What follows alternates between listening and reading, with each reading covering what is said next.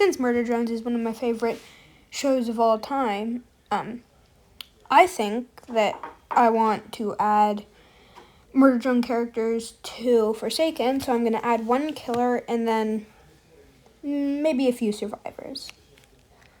If this does well, I might do a lot more people than I was expecting. So this is my take on Uzi at the very end, just so that you know. I'm not an artist, so this is not very good, but this is a drawing of what I think her passive would be. This one I called multitasking. She has the Absolute Solver in her hand, and she has her tail. Remember, I am not an artist, so do not expect this to look good. This is my take on a passive ability for her called Gathering Information. So basically, each generator complete gives her a buff. The first buff is that her stun times are increased, and her stuns are longer, and she can make all her abilities are buffed basically. And each generator she does, she gains 10 overheal. But if half or more of the generator was done by Uzis,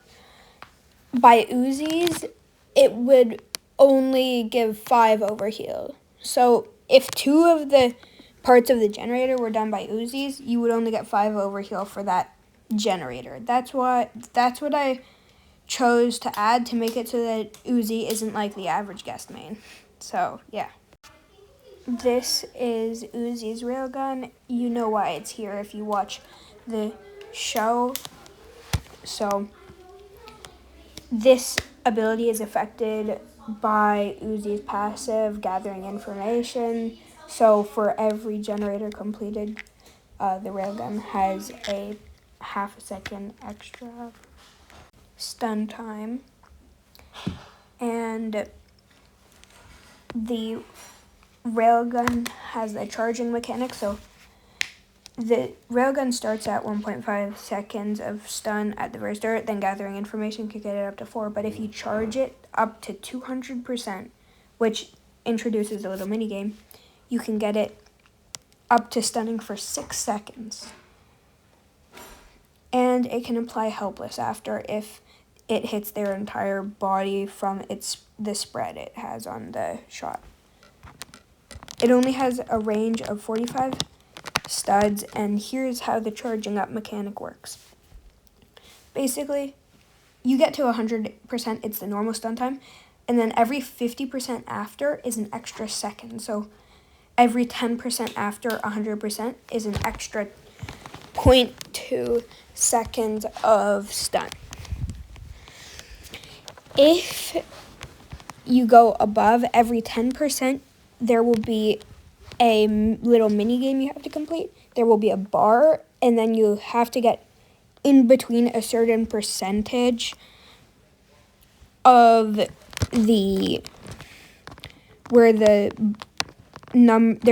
will be a percentage above the bar, and then you have to get within a certain range of that percentage. So at the start it'll be 20, and then 15, and then 12, and then 10, and then so on. And at 20%, you have to get exactly the percentage shows. It could be really easy, it could be really hard. But if you fail one of the mini games, the gun immediately explodes and increases the cooldown from 1 minute to 1 minute and 15 seconds. And it deals 25 damage to you. The gun will, if the killer is close, it will act kind of like Chance's gun, just it will stun the amount of time it would have if the gun didn't explode at that point. That is the end of this ability. This is Uzi's ability, Absolute Solver. Remember, I'm not an artist. this would allow her to do different things depending on which absolute solver she's using. Because remember, in the end of the show, Sin consumed Doll's core, and then Uzi consumed Sin's core. So technically, that would give her all colors of the absolute solver, including red, yellow, and her purple. So with the yellow, Uzi can teleport 20 studs, and she can go through a killer door if she using 30 stamina. If she doesn't go through a killer door, it only uses 20 stamina. And if she goes through a solid wall, like a normal wall, outside of boundaries, areas would not be included in the going through things, so Uzi wouldn't be too powerful. And that would cause Uzi to be able to... So Uzi can go through one solid wall and teleport 25 studs. That will take up 50 stamina, depending on how thick the wall was. Like, if it's a really thick wall, it'll use 50 stamina. If it was really thin, it'll use 20 stamina just for going through the wall, and then the extra 25 studs after will add the extra 20, so 40. So then if she's using red, so Doll's absolute solver, she can throw a butcher's knife, which can be used to, if they hit the killer, it will give helpless and slowness to, depending on how close to the killer they are. If they're really close, it'll give it for 5 seconds, and if they're really far, it'll give it for 2 seconds. If they hit a survivor, it will give the survivor a speed boost for up to 5 seconds if they're further away from the survivor. So if you're closer to the killer, it does more to the killer. If you're further away from the survivor, it does more for the survivor. Now, if you use the purple that Uzi has, you can use Null, which I'm going to interpret as a black hole, which will pull the killer in. The killer can escape this by succeeding on a minigame, and Null lasts for at most 5 seconds. All of these are affected by her passive, so she can use these pretty much whenever all the gens are completed, they'll do more, and whenever less gens are completed, they'll do less than maximum. So Uzi is really based on finishing generators, because we know she loves to figure out things, and yeah. This is my drawing of the ability that lets Uzi switch between absolute solver forms, including red, yellow, and purple. This is Uzi's final ability. It lets her transform into this form. Her multitasking passive takes in here. Uzi can fly up just above the killer M1 height, and when she activates this ability, it gives her invincibility to any ability for 2 seconds after she activates it.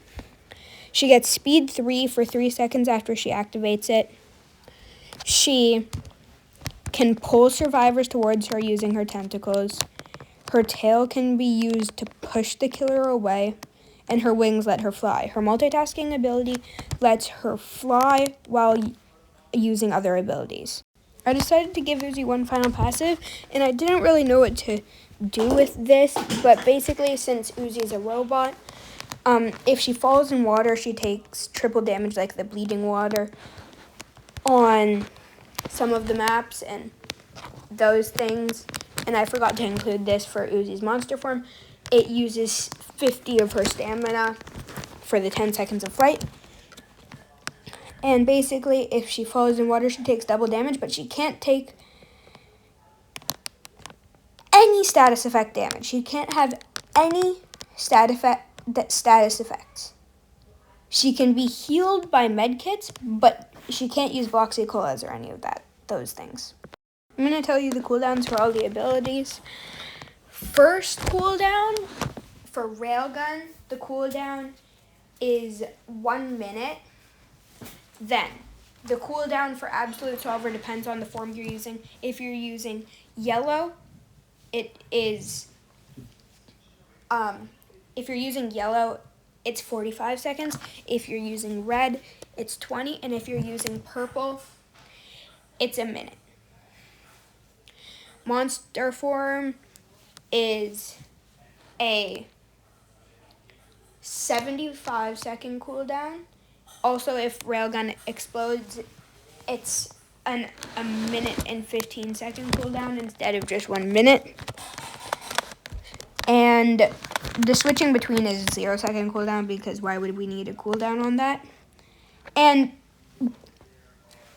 But only if you don't use the ability. Like, if you use the ability, there's a 10-second cooldown on it, and then you can switch to the other form because they all have different cooldowns. They're all classified as different abilities.